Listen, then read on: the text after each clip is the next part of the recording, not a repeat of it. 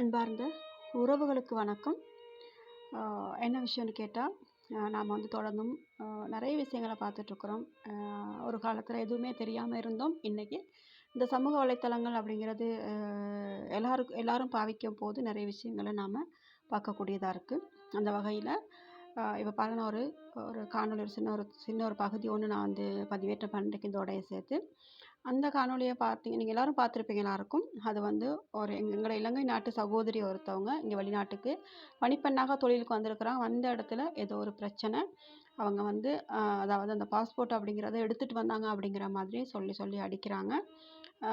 அவங்களோட கையில் என்ன தவறு அப்படிங்கிறது நம்மளுக்கு தெரியாது இல்லையா? இருந்தாலும் தவறே செஞ்சுருந்தாலும் இந்த அளவுக்கு ஒரு இடத்துல உட்கார வச்சு ஒரு சின்ன குழந்தைய அடிக்கிற மாதிரிக்கு இந்த மாதிரி அடிக்கிறதுக்கு அதிகாரம் யார் கொடுத்துருப்பா?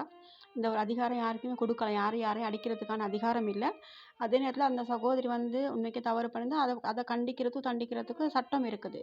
அது சார்ந்த போலீஸ் அதிகாரிகள் இருக்கிறாங்கன்னா அப்போ அவங்கள போலீஸில் ஒப்படைச்சு அவங்க அதுக்கு என்ன நடவடிக்கை எடுக்கணுமோ அதை எடுத்து அவங்க நாட்டுக்கு அனுப்பிவிடும். அல்ல வேறு என்ன செய்வாங்க.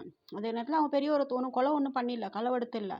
அவங்களோட பாஸ்போர்ட்டை அவங்க எடுத்துகிட்டு வந்திருக்காங்க. இவ்வளோ தானே இதில் இருக்கிற விஷயம். ஏன்னா அப்போ அதுக்காக வேண்டி இவ்வளோ நாளும் நம்ம பார்த்தோம், இந்த வெளிநாடுகள் அரபு கண்ட்ரிகளில் அவங்க தான் எங்களை துன்புறுத்தல் பண்ணாங்க. வீட்டுக்குள்ளே வேலைக்கு போனால் வீட்டுக்குள்ளே இருக்கிற ஃபேமிலி ஆக்களால் நம்ம வந்து நிறைய துன்புறுத்தல் பட்டிருக்கோம். அதே மாதிரி எங்களோட இலங்கை நாட்டு ஏஜென்சி அந்த இடத்துல போயிட்டு எங்களோட சகோதரிக்கு நிறைய பேர் பல துன்பங்களையும் துயரங்களையும் இன்றைக்கும் அனுபவிச்சுக்கிட்டு இருக்கிறாங்க. அதையும் நம்ம கண்கூட பார்த்துட்ருக்குறோம். அதே மாதிரி அதில் ஒன்று தான் இது. அதாவது இந்த இடத்துல நடந்திருக்க இந்த சம்பவம் வந்து இன்றைக்கி 1, 2 இல்லை, நிறைய நடந்திருக்கு. நிறைய நடந்ததுக்கு பிறகு தான் இதை யாரோ ஒரு நல்ல மனுஷர் ஒருத்தர் வந்து இதை வீடியோ எடுத்து நம்மளுக்கு பகிர்ந்துருக்குறாங்க. அவங்களுக்கு நன்றி சொல்லணும் இந்த நேரத்தில். அதே நேரத்தில் இது மாதிரி இனிமேலுக்கு நடக்கக்கூடாது. இந்த சகோதரி யார் அப்படிங்கிற நமக்கு தெரியல. ஆனால் இந்த சம்மந்தப்பட்ட ஏஜென்சி அவங்க யார் அப்படிங்கிற டீட்டெயில்ஸ் இதிலே பதிவு செய்யப்பட்டிருக்கு. அதனால் கட்டாயமாக இவங்க யாருன்னு தேடி பார்த்து இவங்களுக்கு சரியான ஒரு நடவடிக்கை எடுக்கணும். அதே நேரத்தில் இவங்கெல்லாம் அந்த வெளிநாட்டில் ஒரு ஒரு ஏஜென்சியாக இருந்து எங்களோட உறவுகளுக்கு உதவுற அளவுக்கு இவங்கெல்லாம் இல்லை.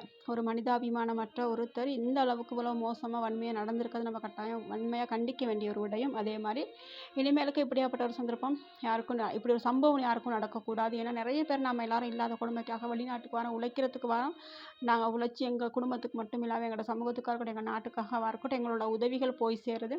அப்போ அப்படி இருக்கும்போது எங்களை இந்த அளவுக்கு துன்புறுத்த வேண்டிய அவசியம் யாருக்குமே இல்லை. எங்கள் மேலே தவறு இருந்தால் அதுக்கான சட்டம் இருக்குது. சட்டத்தின் அடிப்படையில் எங்களை அதுக்கான தண்டனை நாங்கள் பெற்றுக்கொள்ள தயாராக இருக்கிறோம். ஆனால் அதே நேரத்தில் இப்படி அடித்து துன்புறுத்தல் பண்ணணுங்கிறது இல்லை. நம்ம ஏற்கனவே இந்த மாதிரி நிறைய சகோதரிகளோட வீடியோ நம்ம பார்த்துருக்குறோம்.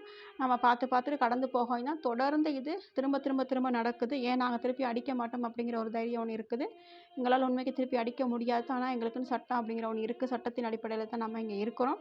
அதனால் இந்த மாதிரி விஷயங்களை கட்டாயம் பகிர்ந்து கொள்ளுங்கள். இதுக்கு சரியான நடவடிக்கை எடுக்கணும். நன்றி உறவுகளே.